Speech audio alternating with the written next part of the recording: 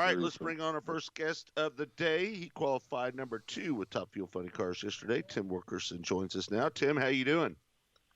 Hey, good morning.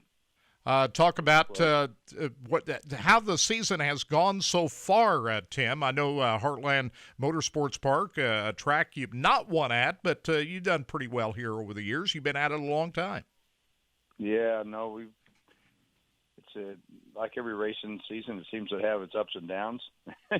So we picked up a new Ford Mustang body that we ran the last 2 races, and I had a little collision with the wall at Joliet last weekend, so we're back running the older Mustang body now until we get this one repaired. But everything's pretty good, really. Having a pretty average season. We're running fine. So been in 3 finals. I could do a little better in the finals. I used to have a really good record in the finals, and lately here I can't seem to hit my butt with both hands when I'm in the finals. But I'm working on that. Tim, let me ask you a question. You had to change out those bodies. How big a difference is there in the bodies between the new one and the old one? Is it a huge or a small disadvantage by going back to the old body? Well, I'm really good at the old body, so I don't think it's a disadvantage. But okay.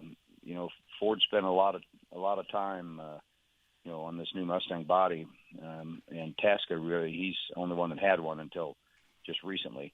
So when I got my hands on one, I didn't really have a lot of good data, other than what them guys have acquired, and it just didn't seem to really fit the way I run my car as well as it does the way they run theirs. So I'm still learning, I guess I'd say. Yeah. Hey, what happened? But Joliet was a crazy day, especially on Sunday up there. What happened up there in your case? Well, I'm a little cynical with what happens on the racetracks at time to time, but what happens is that the racetrack has a bump out there at about 550 or 650, somewhere in that area, and you've seen a lot of cars coming loose at the other end down there spinning the tires. And the way NHRA preps the track now, they don't really prep the track out of the groove at all. And I don't know if you know what I'm trying to say, but it's not sprayed wall to wall. It's just they drag and spray the middle of the groove, and that's what you get down there in the middle. So if you get one tire out of the groove and you have your foot on the gas at all, that thing does a lot of crazy stuff. If you can keep the tires spinning, it's pretty good. But if you get one hooked and one not, that's what happened to me. The thing started spinning the tires, and it kind of kicked the rear end sideways a little bit, and I was pointed at the wall, and I lifted off the gas pedal and steered the steering wheel, and nothing really happened good. It just plowed. So I could not get it to turn as far as I could without hitting anything, and that's kind of the issues you have. But, when the track's hot, man, when it's 120 degrees, the amount of spray that we have this day and age, it's a little bit dicey out there in the middle of the racetrack. Yeah. All right, let's bring in our next guest, Top Fuel Dragster driver. He qualified number 11, but the cool part about it is Scott Palmer is tributing Evel Knievel. Scott, how you doing? Doing good. Thanks for having me on. Hey, man, listen, I don't know about you, but when I was a kid growing up, Evel Knievel was like the stuff, man. I mean, I remember listening on the radio to when he used to jump cars. Just it was a big deal anytime he came out. Must be a great honor to have a tribute for Evel Knievel. Yeah, it really is. I hope everybody's seen pictures of it. If you haven't, get on Facebook or the internet and check it out. It's really cool, And I'm the same way. I was a kid watching him, just like you said. And he was a tough dude. And you're driving that Evel Knievel. You got that uniform on too that Evel liked to wear. Oh yeah, I told the NHRA tech guys yesterday. I said, "Hey, I want a new rule made just for this fire suit right here because it's got a cape. RJS, it's a RJS safety equipment. They built me this suit just for this one race, and then I have a helmet also, and it's been in the museum. But the fire suit and the helmet goes in the museum as soon as I'm done. So, but it's got a cape sewn on it. So, I know it's kind of it's a little bit touchy because getting in and out of the car, there's some people worried about whether it's in the way, but it doesn't matter. It wouldn't have been Evel Knievel without the cape. Hey, we've got another drag racer online. He's Jim Campbell, who drives the Jim Dunn Racing Cattleman's Cut Dodge Charger funny car. He qualified 11th during qualifying yesterday out at Heartland Motorsports Park. Jim is joining us right now. Jim, how you doing this morning? I'm doing great. Thanks for having me on the show. Hey, appreciate you. Qualified 11th yesterday. How's today look for you out there?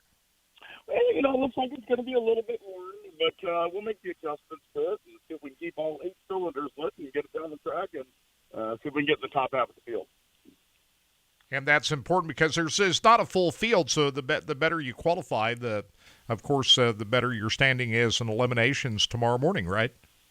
Exactly. You want to be in the top half of the field because initially it gives you lane choice, and sometimes there's no difference between lane choice, and sometimes there is, and that's all crew chief stuff. So I'm just the guy who gets at the car and stomps the throttle when I'm supposed to. Is lane choice that important out here at Heartland this weekend? I don't know. Some tracks it is, some tracks it isn't.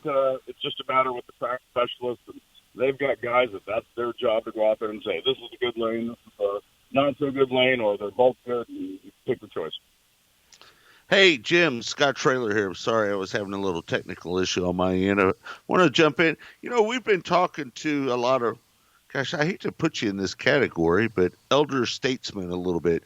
You're not a young guy anymore. I was noticing that you were born in 1962. We were talking to Tim Wilkerson and Scott Palmer as well. It seems like that some of the guys, when they get to your age, they're in the highlight of their career, the prime of their career. Can you explain how experience matters when you're at your age and you guys are doing what you do? Well, absolutely. And first off, Tim Wilkerson and I share the same birthday, December 29th. I don't know if he's got the 62 beat or not. But, the whole thing is that we want to try to get everybody involved in it. So you've got your drag racing fans that have been drag racing fans since I was 7 years old, able to look over the fence and go, well, that's Don Perdome or Jim Dunn or, the originators of the sports.